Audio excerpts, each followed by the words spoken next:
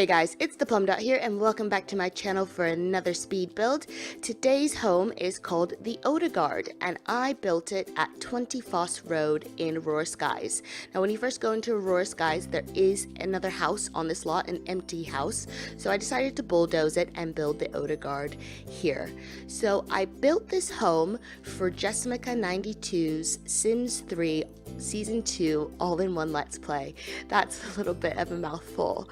So if you guys don't know who Jessica92 is, have you guys been living under a rock? No, I'm just kidding. Jessica92 makes amazing Let's Plays, and not only for Sims 3, she also does them for Sims 4. And she's recently started a new channel called KittyPixels, where she will be putting up more Sims videos, so I will link both of her channels down below. If you guys haven't had a chance to check out her Let's Plays, I highly recommend it. They are very entertaining.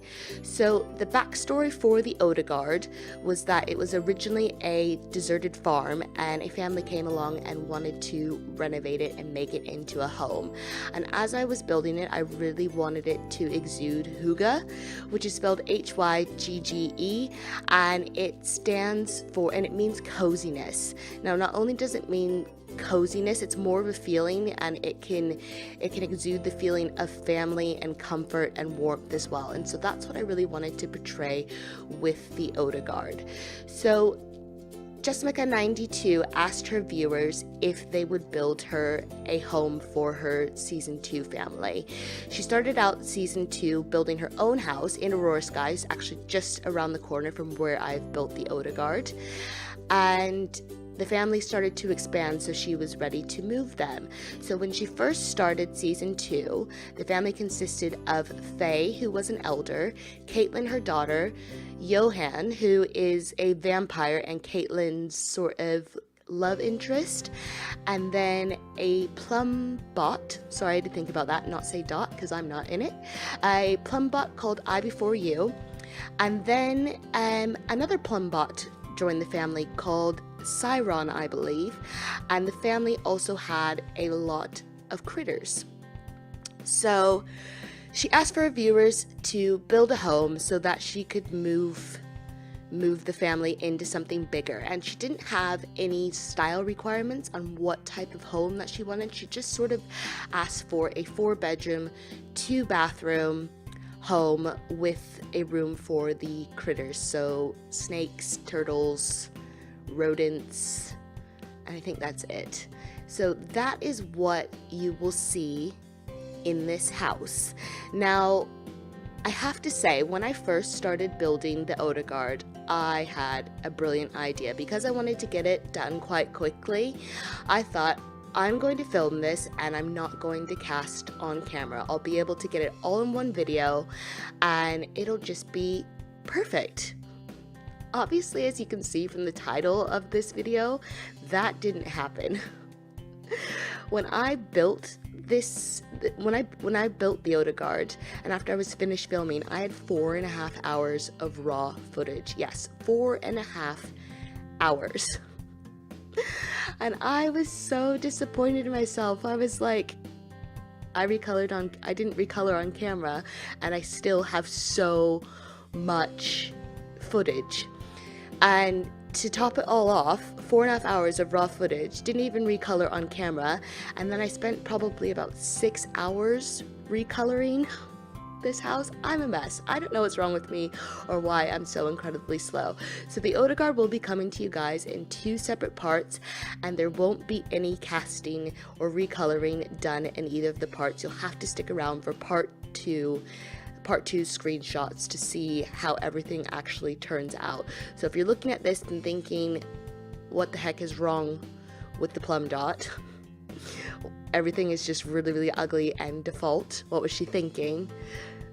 I promise it does look better in the screenshot, so make sure you check back for part 2 and give it a little bit of a chance. So here we are in the kitchen of the Odegaard, and I wanted to make it quite large. Now I've noticed in in Jessica's Let's Plays that the plumbots do a lot of the cooking, and there's 2 of them, so I just wanted to make a space big enough where they could get around each other and make really nice family meals. And another thing that you will notice with this speed build is that it does jump around a lot, and that was just because I placed a lot of the furniture down, pulled things out at random just because I didn't want to lose them, and place them down. So here we are in the front room at the moment, and I think this room does a very good job of exuding coziness. I really, really love it. It just this room makes me smile, and it's probably because it's got some of my favorite store content items in it. So the chair, the armchair, which I've probably used in almost every one of my builds. I think I said in another one in my video that it was from University Expansion Pack. It's actually from 70s, 80s, and 90s stuff pack. And then we've got the Aurora Skies, what are those called? Sectionals, which I think are really realistic, and I really love the pillows. I just think it's very, very cute. And also the Aurora Skies shelves and the Aurora Skies sort of side tables that I've moved next to the TV. I just think this is a really comfy, cozy room. And then of course we've got my favorite rug, which is from the Tiny Tots Prodigy Center from the store set, but it also was a gold feature of Aurora Skies. I did use a lot of Aurora Skies content in this build, and that was just because of it being built in Aurora Skies, and it really fit with the aesthetic of what I was going for. I really wanted the house to fit in with the world, and I have to say Aurora Skies is one of my favorite store builds. Just the scenery itself is amazing.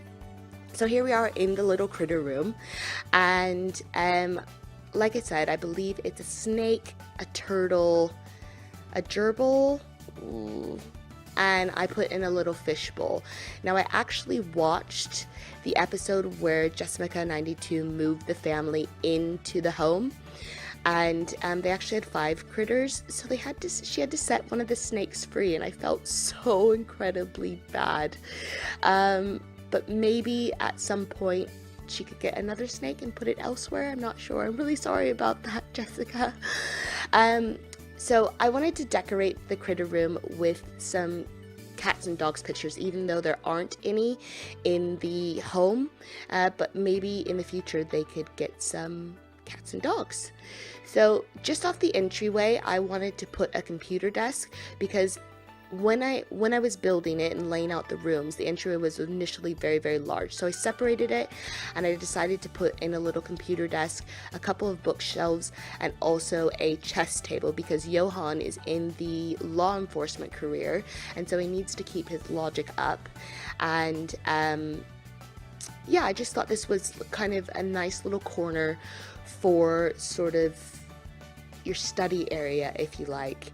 And then I'm just decorating the entryway as well. There's not much you can do in the entryway except to enter the home, so it didn't need to be that big, and that's why it's only 2 by 4 spaces, maybe 2 by 5, I can't see. So that's basically that little room. And then also on this level we have another bedroom, or a bedroom. Now let me tell you about this bedroom. This bedroom was for Faye, who is Caitlin's mum. And by the time I was recoloring sorry, let me start over. Lost my train of thought there. By the time I was recoloring the house, right, I'm gonna back up. That's me backing up. Before we get into Faye's room, let's just talk about what I'm doing here, because it's one of my favorite tricks, is where I use the shelves from Into the Future, and then I move the bookcase back into the wall, so it looks like the little knickknacks that I've placed on the shelf are actually sitting on top of the bookshelf, and I think it's a very, very cool trick to use. So let me just go back to my story where I had the little brain fart about Faye. Off to the right of my screen at the moment, you'll see sort of a little nook, really, that is an entryway. And that area is Faye's area. So I made Faye's room downstairs because she was an elder. She was about 115 days when I started building this, and I gave her her own bathroom. So let's talk about the lovely Faye. As I was recoloring the Odegaard, I went on Twitter, and Jessica had shared a screenshot, and Faye had died, and I was devastated. I was so sad. I was recoloring Faye's room. I had it all ready to go for, making it sort of fit for a queen and a bit away from everybody, just so she could have her own privacy and oasis. And she died, and I was so sad. And I was like, oh no, I don't know what Jessica's gonna do with the room now, but it's definitely up to her what she wants to do with the room. And I was just like, poor Faye. And as I watched the next episode, Johan, Caitlin, I Before You, they were all devastated and bawling their eyes out because Faye was no longer with them. And it was just heartbreaking to watch how sad they were. So that's Faye's room. I don't know what Jessica's gonna do with it now that she's gone. Maybe use it in the future for Johan and Caitlin's children, or maybe move Johan and Caitlin downstairs and move the children upstairs. So I'm going to love you and leave you with some music and the bathroom, as I usually do, because for some reason the bathroom is the last thing that I do. If you enjoyed part 1 of the Odegaard, make sure to give it a thumbs up. Don't forget to check back for part 2, where I will be doing the upstairs and also the exterior landscaping. And if you guys aren't already subscribed and you like what you see, why don't you go ahead and hit that button. Don't be a plum stranger now, guys. Bye!